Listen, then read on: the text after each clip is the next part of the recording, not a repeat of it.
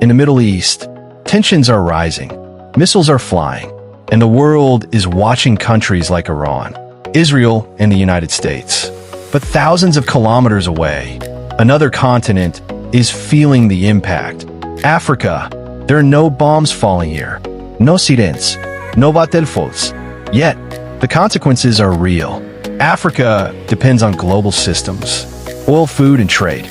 And when conflict disrupts the Middle East, the shock travels fast. It moves through one of the most important waterways in the world, the Strait of Hormuz.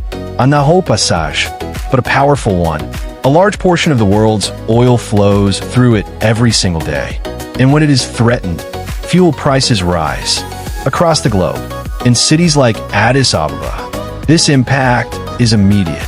Fuel becomes more expensive, transport costs increase, and food prices begin to rise. For millions of people, this is not just economics, it is survival. Farmers are affected too. Modern agriculture depends on fertilizer and global supply chains. When war disrupts those supply chains, fertilizer becomes scarce and more expensive. Farmers produce less.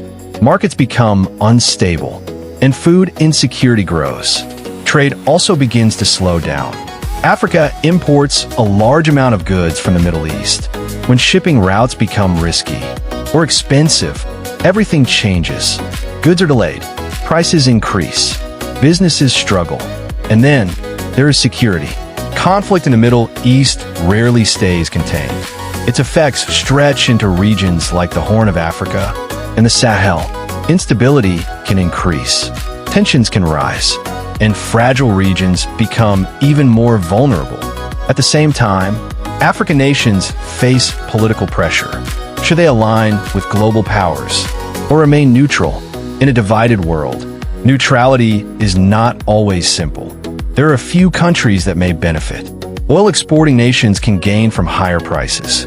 But for most of Africa, the cost is far greater than the gain. This conflict is also reshaping the global system. New alliances are formed, trade patterns are shifting, and Africa must adapt quickly. This is the reality of our world. A war in one region can affect lives across the world. Africa may be far from the battlefield, but it is not far from the consequences.